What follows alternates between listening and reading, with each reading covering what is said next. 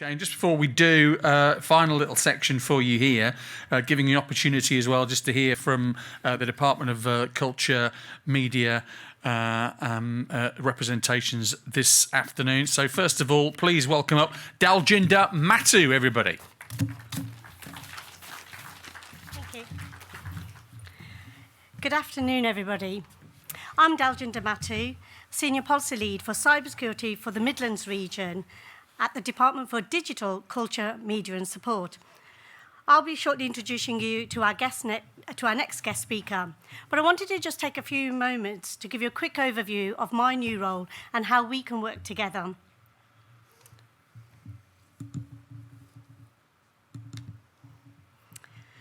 My role as part of the next National Cybersecurity Strategy is to support the ecosystem pillar, contributing towards levelling up agendas to drive growth and innovation in the UK cybersecurity sector, building and expanding on DCMS's regional reach and impact.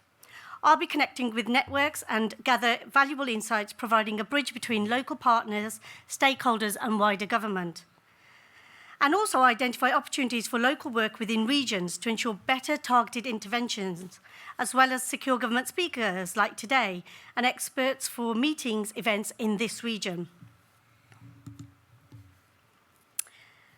The new strategy will be taking a whole-of-society approach, emphasising the UK's strength in cyber as an opportunity for prosperity and security. This map shows cyber businesses. It demonstrates activity across almost every part of the UK, and it's vital that we're drawing upon all the skills, knowledge and operational experiences that exist across our nation. In terms of our region in the West Midlands has key industry sectors, and it includes from manufacturing, construction, transport, automotive, financial services, as well as health and life sciences. This region also has the largest concentration of business, professional and financial service companies outside of London. The West Midlands is the location for one of the first UK multi-city 5G testbeds. And as outlined in the West Midlands Digital Roadmap, the region is establishing itself with a strong regional skill set in Internet of Things, gaming, 5G, data, science and AI. And we want to make sure that's also in cybersecurity across our industries. West Midlands is home to 75 registered cybersecurity businesses and 164 active cyber offices relating to the cyber sector. There are several key hotspot areas in towns and cities across our region. Birmingham, Coventry, Wolverhampton, Hereford, Worcester, Malvern, and further afield in the East Midlands, we have Derby, Lincoln, Nottingham and Leicester, all developing in cybersecurity. And as mentioned by Alison earlier, we have 2 cyber resilience centres, one in the West Midlands and one in the East Midlands. And these are there to support our businesses and organisations, particularly as we approach the Commonwealth Games. More than ever, we need to make sure we protect our region and our reputation. We should be proud that our region has several universities, like Wolverhampton, Aston, Birmingham, all involved in delivering cybersecurity research, courses and innovation centres. The next step is for government to be launching a new cybersecurity strategy later this year. And as I mentioned earlier, there is emphasis on a whole-of-society approach, and this also applies on a regional capacity as well. This means supporting our companies to defend and deter threat, all the way through supporting startups, right through to building world-class companies and developing the next pipeline of talent. We need a strong homegrown ecosystem to help us meet our ambitions of being a resilient nation and a global cyber power. We have our strengths in the region, and as I heard from Dan Storer from West Midlands Growth Company say yesterday, our time is now. We need to work together, collaborate and join up to make the West Midlands a success and a flagship region for the UK. Let's build and celebrate together. I look forward to working with you in the near future, and I'm now pleased to introduce our next guest speaker and a colleague of mine, Stuart Peters, who's Head of Cyber Resilience at DCMS.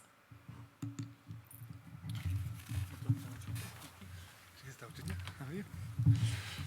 Just checking what's next. Right. Thank you very much. Thank you, Daljinder. My name is Stuart Peters. I work for DCMS.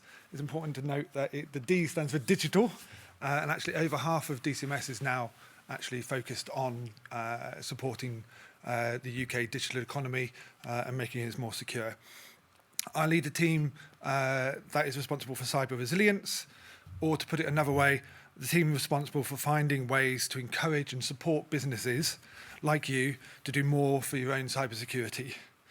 We want to work with businesses in order to improve the resilience of UK organisations and protect the public from cyber attacks. The question is, why should you care? Why should you invest your hard-earned money in cybersecurity? I think the question you should be asking is, how long can you survive without access to your computers?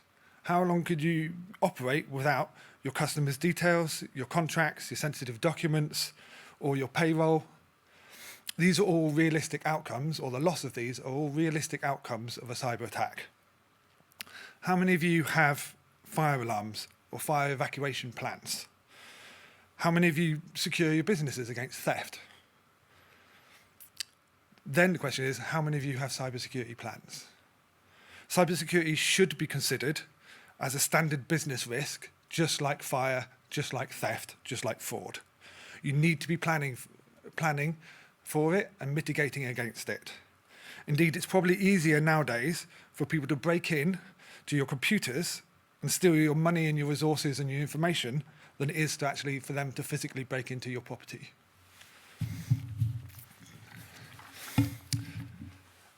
DCMS carries out regular surveys, I think it was mentioned earlier, looking at how many businesses suffer security breaches. The latest one for this year, 2021, was that 2 in 5 businesses report having experienced cybersecurity breaches or attacks. Among those that have identified breaches or attacks, over a quarter of them are experiencing issues at least once a week. However, only half of the organisations have taken any action to help identify their risks over the last 12 months. We know that around 80% of all cyber attacks, including ransomware attacks, which pose the biggest immediate problems and risks to business, occur through known vulnerabilities. If businesses just took a few simple steps, they could reduce their vulnerability to cyber attack by 80%. Cyber Essentials is a simple but effective government-backed scheme that will help you to protect your organisation, whatever its size, against a whole range of the most common cyber attacks.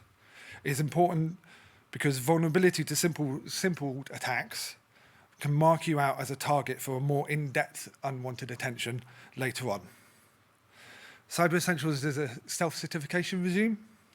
It gives you peace of mind that your defences will protect you against the vast majority of common attacks, simply because these attacks are looking for targets which do not have the Cyber Essentials technical controls in place. There is a more formal version called Cyber Essential Plus, which includes a hands-on technical verification, just to demonstrate that you meet the requirements. Being certified with Cyber Essentials will reassure your customers that you're working to secure your IT against cyber attack, and it will reassure them that you've taken some initial steps to secure yourselves and give yourself a clear picture of your organisation's cybersecurity level. So what does Cyber Essentials cover? What are the basics that you need to be doing to make yourself more secure? There are 5 technical controls within Cyber Essentials. The first is you should protect your internet connection with a firewall. This effectively creates a buffer zone between you, your IT network, and other external networks. In the simplest case, this means between your computer and the internet. Within this buffer zone, incoming traffic can be analysed, and you can find out whether or not it should be allowed into your network through using the firewall. This could be a dedicated firewall to protect your whole network, or a personal firewall on each individual machine. You can consider using a router that contains a firewall within it that can use this as your boundary defense. The second one is choose the most secure settings for your devices and software. Manufacturers often set the default configurations of software and devices to be as open and as multifunctional as possible. They come with an everything on mentality to make sure that they are easily connectable and usable. Unfortunately, these open settings can also provide cyber attackers with opportunities to gain unauthorized access to your systems. So you should always check the settings of any new software and devices, and where possible, make changes which will increase your level of security. For example, by disabling or removing any functions, accounts, or services that you do not require. If you don't use remote access to allow engineers in to fix your computers, turn it off. Use strong passwords. Your laptops, desktop computers, tablets, smartphones, everything contain your data. They also store the details of your online accounts that you access. So both your devices and your accounts should always be password protected. Passwords, when implemented properly, are an easy and effective way to prevent unauthorized access. Ideally, they should be something along the lines of 3 random words, hard for somebody to guess. You should change all default passwords with your devices. Admin and password are the 2 easiest passwords for attackers to guess, and along with password 123, the most common. For additional security, consider using 2-factor authentication. A common and effective example of this is to use a code to send to your smartphone whenever you're trying to log onto your device. The third control is control who has access to your data. Minimize the potential damage that can be done if an account is misused or stolen. Staff accounts should just have enough access to software settings, online services, or devices for them to perform their role. Extra permissions should only be given to those who need them. In particular, keep administrative accounts even more secure. Check what privileges your accounts have. Accounts with admin privileges should only be used to perform admin roles. Don't give access to administrator accounts to anyone except those who genuinely need it. Standard accounts should be used for general work. Admin accounts should be used for admin. By ensuring that your staff doesn't browse the web or check your emails from an account with admin privileges, means that you cut down on the chance that your admin password will be compromised. This is important because an attacker with unauthorized access to an admin account can do far more damage than one accessing a standard user account. Another simple and effective way to ensure your devices stay secure is to only use software from official sources. The easiest way to do this is to only allow your users to install software from manufacturer-approved stores, which will be used for screening for malware. For mobile devices, this means sources such as Google Play or Apple App Store. 4, protect yourself from viruses and other malware. Malware, as you probably all know, is short for malicious software. One specific example is ransomware, where an attacker leaves software on your systems that encrypts everything, leaving your system unusable until you make a payment. Viruses are another well-known form of malware, and these programs are designed to infect legitimate software, passing unnoticed between machines whenever they can. And they can be used to pass information about your system, your passwords, structure, files to external sources, either as part of an initial scoping session, as part of a ransomware setup, or just simply for corporate espionage. There are various ways malware can find your way onto a computer. A user might open an infected mail attachment, browse a malicious website, use a removable storage device, such as a USB or a memory stick, which they got at an event like this, which contains malware. Anti-malware measures are often included for free with popular operating systems, like Windows has Defender. There are other purchasable ones. These should be used on all computers and laptops. For your office equipment, you can pretty much click and enable and you're instantly safer. Smartphones and tablets should be kept up to date, password protected, and if you can avoid connecting to unknown Wi-Fi networks, this would also help you keep you more secure. Allowed lists can be used to prevent users installing and running applications that may contain malware.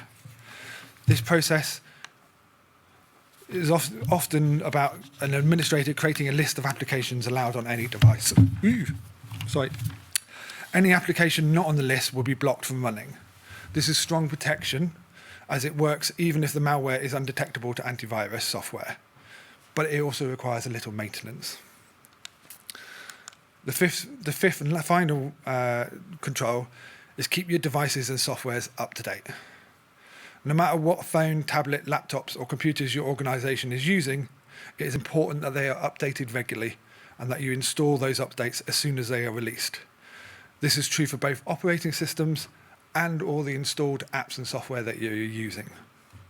Manufacturers and developers release regular updates which not only add new features but also fix any security vulnerabilities that have been discovered. Applying these updates, a process known as patching, is one of the most important things you can do to improve your security. Operating systems, programs, phones, laptops, and apps should all be set to automatically update whenever this is an option. This way you will be protected as soon as an update is released. However, all IT has a limited lifespan. When the manufacturer no longer supports your hardware or software and new updates cease to appear, you should replace it with a supported product if you wish to stay protected. So, to summarise, those are the 5 simple basic steps for Cyber Essentials. They are simple steps to make yourself and your organisations more secure. They're not the complete solution, but they're a step in the right direction.